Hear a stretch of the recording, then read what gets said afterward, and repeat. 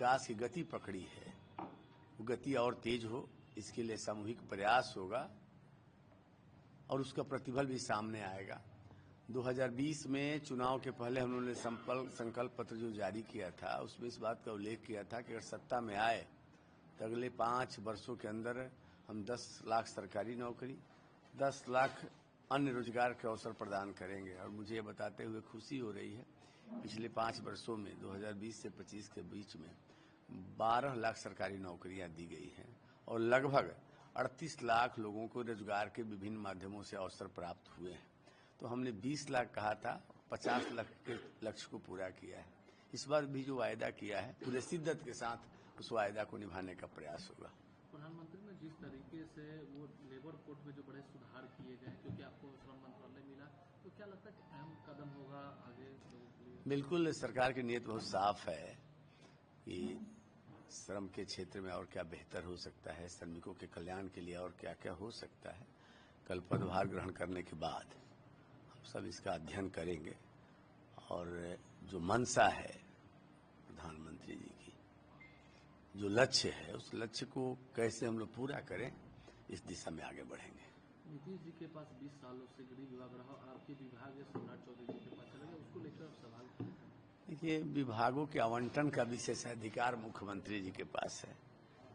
उन्होंने जिसको उचित समझा उस विभाग की जिम्मेवारी दी है। मुझे नहीं लगता है कि मुख्यमंत्री के विशेषाधिकार पर कोई सवाल खड़ा होना चाहिए, किसके पास कौन विभाग रहे।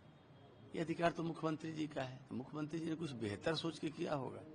एक अंतिम सवाल, ये परिवारवाद को लेकर लगातार आरजेडी सवाल खड़े कर रहे हैं कि एनडीए में भी परिवारवाद नहीं दिख रहा है। देखिए, आरजेडी परिवारवाद और भ्रष्टाचार को लेकर कोई सवाल खड़ा करे तो नोटिस लेने लायक नहीं है। जो परिवारवाद में पूरी पार्टी अकंठ डूबी हुई है, भ्रष्टाचार में डूबी हुई है, वो इस पर क्या बात करेंगे। ये तो वही हो जाएगा कि कोई मदपान करने वाला मद निषेध पर प्रवचन दे। विकास की गति पकड़ी है, वो गति और तेज हो, इसके लिए सामूहिक प्रयास होगा और उसका प्रतिफल भी सामने आएगा।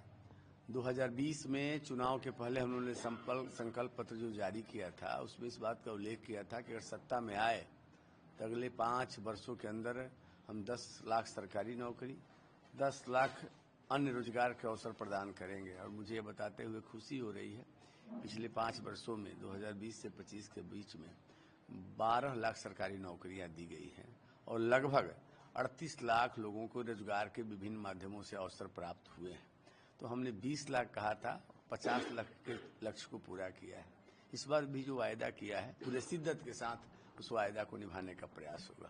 प्रधानमंत्री ने जिस तरीके से वो लेबर कोड में जो बड़े सुधार किए गए, क्योंकि आपको श्रम मंत्रालय मिला, तो क्या लगता है कि अहम कदम होगा आगे लोगों के लिए? बिल्कुल, सरकार की नीयत बहुत साफ है कि श्रम के क्षेत्र में और क्या बेहतर हो सकता है, श्रमिकों के कल्याण के लिए और क्या क्या हो सकता है। कल पदभार ग्रहण करने के बाद हम सब इसका अध्ययन करेंगे और जो मंशा है प्रधानमंत्री जी की, जो लक्ष्य है, उस लक्ष्य को कैसे हम लोग पूरा करें, इस दिशा में आगे बढ़ेंगे।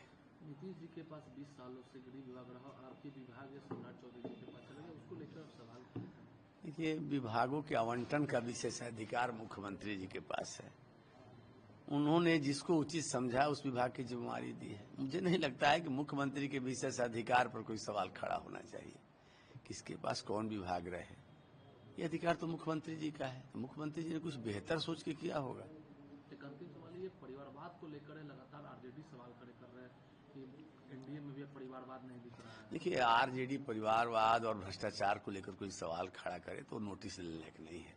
जो परिवारवाद में पूरी पार्टी अकंठ डूबी हुई है, भ्रष्टाचार में डूबी हुई है, वो इस पर क्या बात करेंगे। ये तो वही हो जाएगा कि कोई मदपान करने वाला मद निषेध पर प्रवचन दे।